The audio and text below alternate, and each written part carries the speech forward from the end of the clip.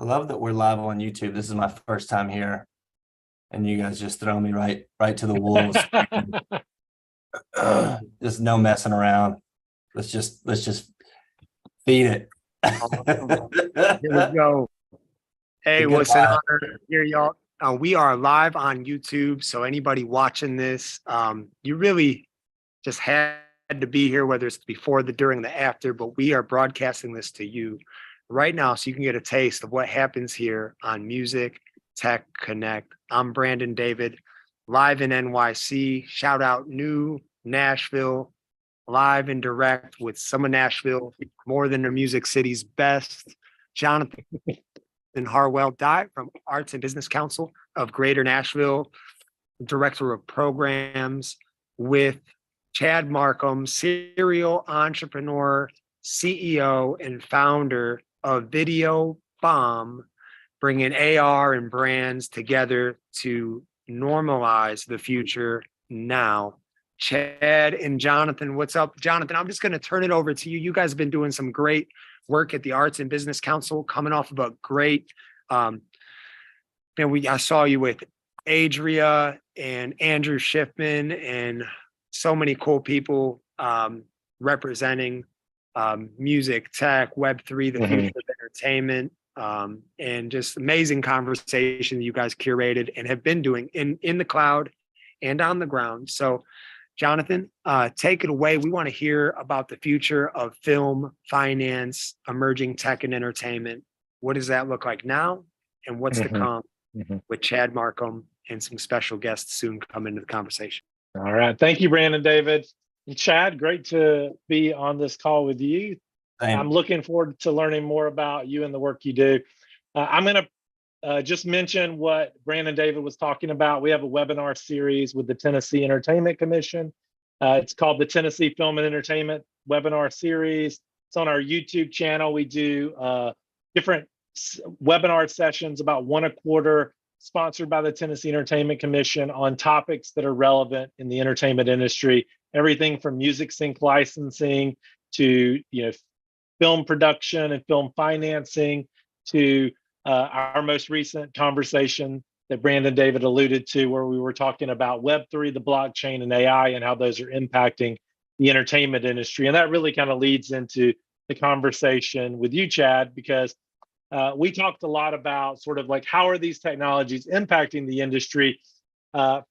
But what I think we didn't really dig into in that conversation, and we want to talk about today, is not just the projects themselves or the technology themselves, but how that's translating to financing and getting projects off the ground, and what those projects even look like, because I think that's changing as well. And I know I've seen a lot of NFT projects that are being used to finance, whether it's platforms out there that are offering that service to film projects specifically, or if it's film projects that are kind of doing it themselves or using a more established platform. But there are definitely a lot of changes happening in the way film is being financed, and it seems like that's something that is a big part of how the entertainment industry is changing because of this technology. So just to kind of, and I know you're working especially in the AR, VR, extended reality space,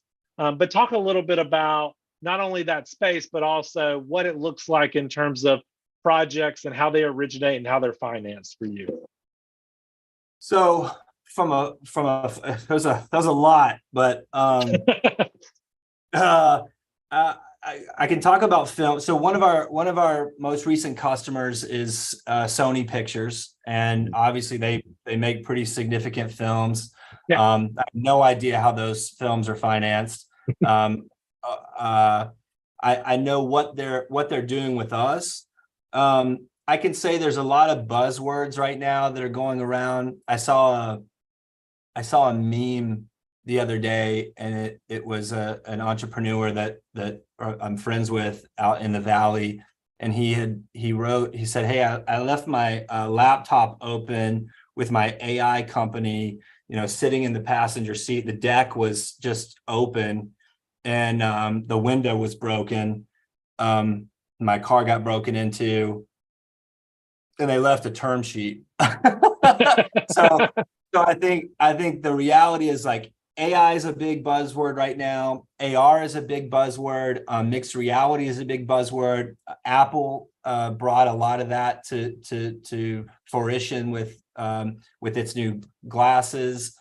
So, but as far as financing is concerned, I know startups. I know the world of startups really well, and whether you're an angel or you're an investor or an entrepreneur, which is more the side that I sit on, more often than not, is it's a story that you tell, and that's what leads to the appropriate financing. So how you tell that story, and a lot of people tell that. I mean, you brought up film, art, the way that you tell that story and the way that you impact people to make them feel a certain way, and the way that you help shape the future, I think ultimately leads to getting funding, whether that's angel round, seed round, Series A, wherever you are, you're always telling a story, you're always kind of pushing an envelope and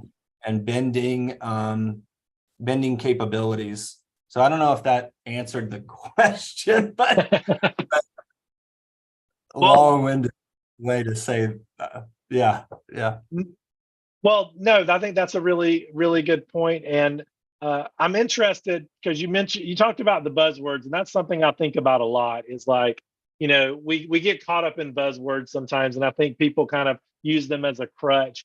But underneath that, underneath the buzzwords, there's definitely real technological advances happening, and right now happening at a new pace that we haven't really seen before. And Apple drops a new product and that changes the conversation.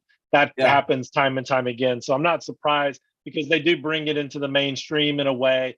They have such a wide customer base.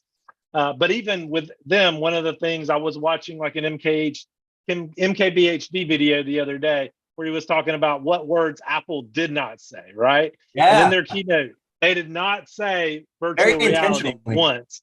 Yeah. Right. So talk about that a little bit, like in terms of these buzzwords, like why are they staying away from that, do you think, and what does that signify? So for me, and I don't know if people that are listening or that are on this call feel the same way, but I get a little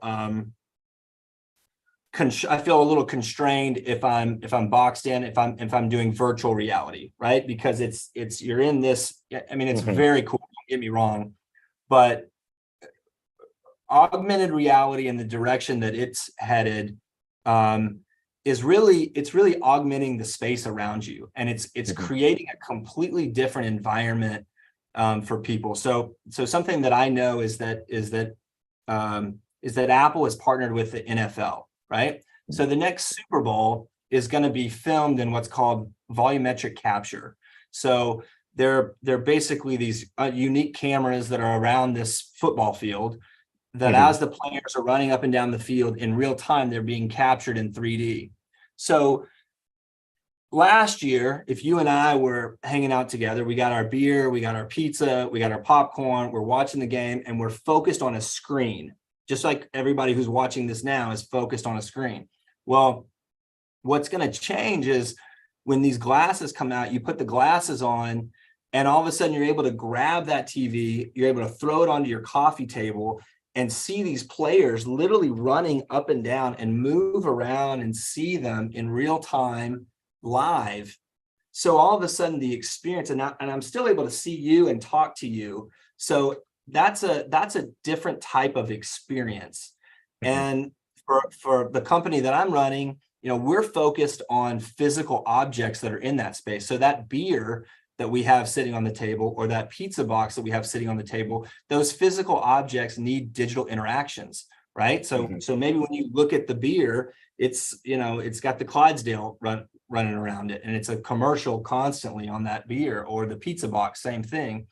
So not to make it about where my company is headed, but more about the experiences and the way that we get away from screens and into glasses. And I think my prediction is that, if we look really far out, AR is going to move from these kind of bulky, I'd call them like ski goggles, like they look like ski Yeah. goggles, right? Yeah, that definitely. you're not going to wear those out to a party. I'm not, right? But eventually they're going to move to glasses, kind of like what you and I have on our face. And market adoption is going to happen so quickly, because if you and I are at a party and I'm wearing the Apple glasses, right, and I look at you and all of a sudden, your LinkedIn profile pops up, all of a sudden I know more about you than you know about me. So that demand on not experience, but on like that information that you're able to access really quickly. It's the same reason that market adoption took place so quickly on the iPhone, right? Because I can get in an argument with you. If I have an iPhone, I can answer it real quickly, and right. So I think we're going to see a really big paradigm shift in moving away from screens, and this is looking out way past, I think, where we are today, but it's so much closer than people could ever imagine. Well, and Chad, that makes me think about, so kind of going back to the finance question that we were talking about, it sounds to me like if you're a storyteller, whether it's film, it's gaming, whatever the case may be, when you get these tools where all of a sudden you can take over every surface in a room and utilize that, and it can be both for branded content, marketing, as well as storytelling, that to me seems like a new platform and a new really a new dimension for financing all sorts of projects.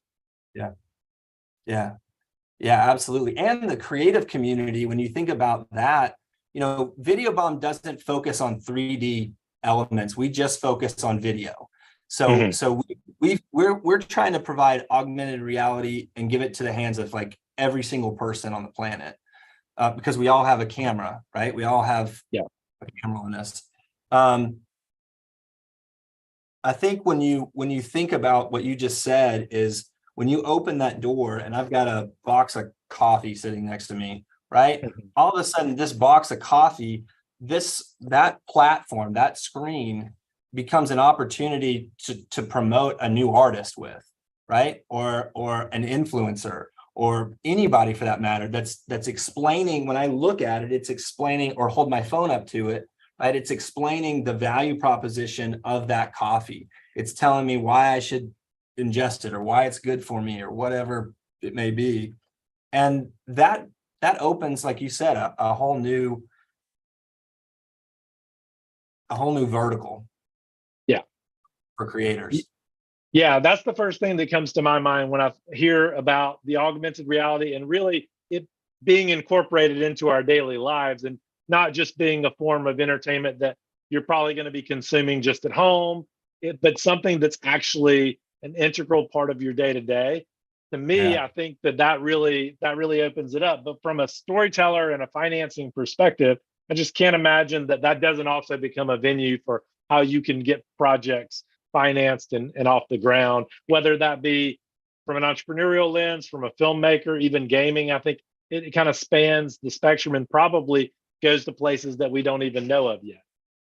I think you're going to see a lot of the investment community look at new ways in which people are interacting with content, and those that are. I was one of the first people in line to get an iPhone. I know I keep pulling this thing up, but I think it's important. I think it's the most innovative thing that Apple has done back in, it was 2007, right? And they really haven't done anything innovative since then. So I think that they had this massive innovation with the iPhone, and it's just been different versions, they're different sizes screens since then. And so to that point, I think, the creative community, whoever it may be, has the opportunity now to be an early adopter, kind of like when apps first came out, or, sorry, my phone's when when apps first came out, right? Nobody had heard of Instagram until it became an app on the cell phone. So there's companies that are going to be launched. There's thousands, if not millions of startups that are going to be launched. There's thousands, if not millions of artists that are going to be able to take this new genre of AR and put it into different spaces. I put on my glasses and I'm able to look at that artist in my room and walk around them, and maybe we have a party, we invite a bunch of people over, and the performer is that artist, but that artist isn't really there. So those types of like people that are thinking along those lines, I think are the ones that are going to succeed the most, because technology changes fast. And when you have something as revolutionary as the iPhone, which in my opinion, this AR revolution is headed, there's going to be billions, if not trillions of dollars pumped into it. And so there's going to be plenty of financing opportunities for those that have those very cutting edge, forward thinking technologies on their side. Absolutely. Right. So Chad, what I'm going to do is I'm going to invite everybody that's on the call with us to throw some questions up in the chat. Let's talk.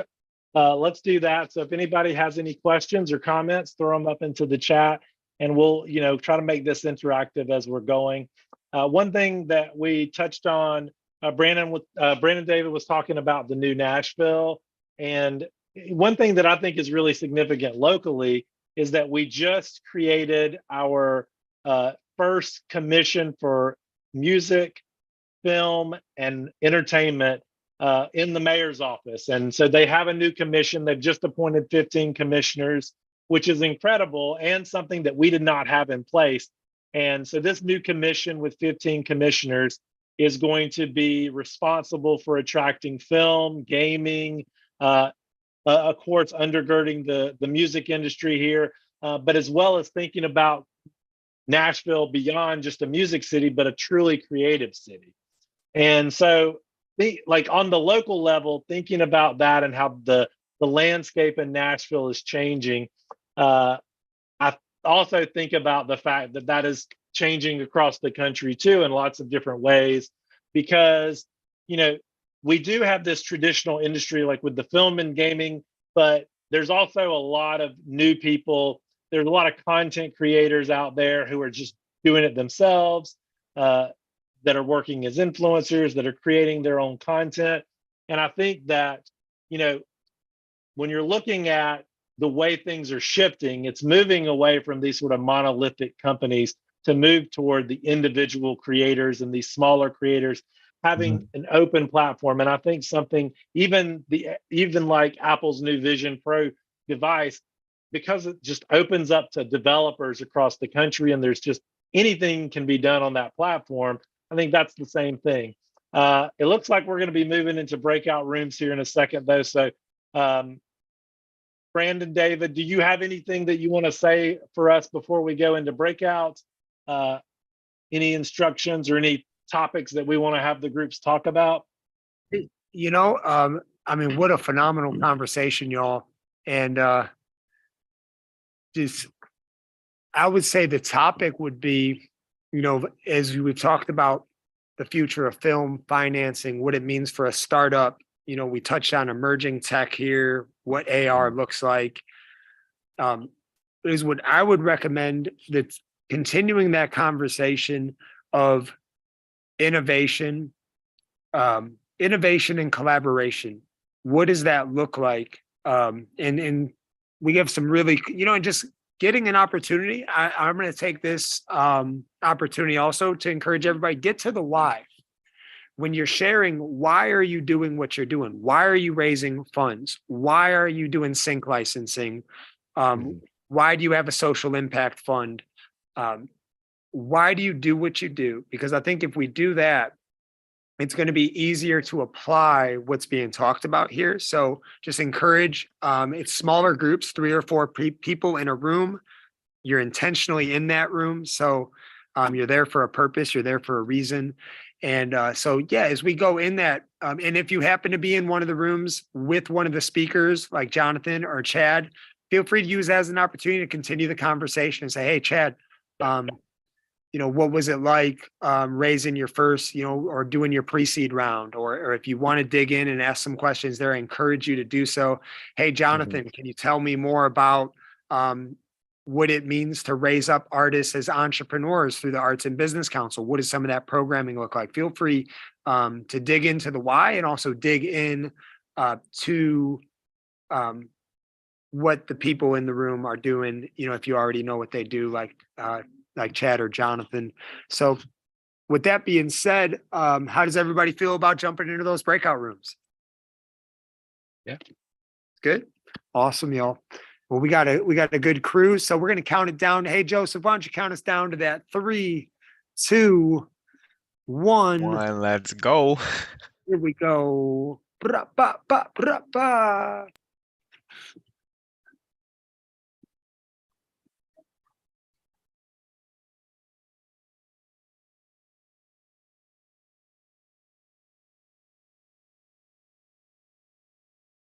CBG getting ready to go into the breakout room. Got an amazing crew here, y'all. So I just want to thank Jonathan Harwell-Dye at the Arts and Business Council of Greater Nashville and Chad Marcum, amazing advisor over at the EC. And he's done a great job with his startup. And he's the founder of Video Bomb, doing some amazing things with AR. You're going to hear more from him on the other side of this thing. So I'm going to go ahead and put this on pause, and we'll see you on the other side.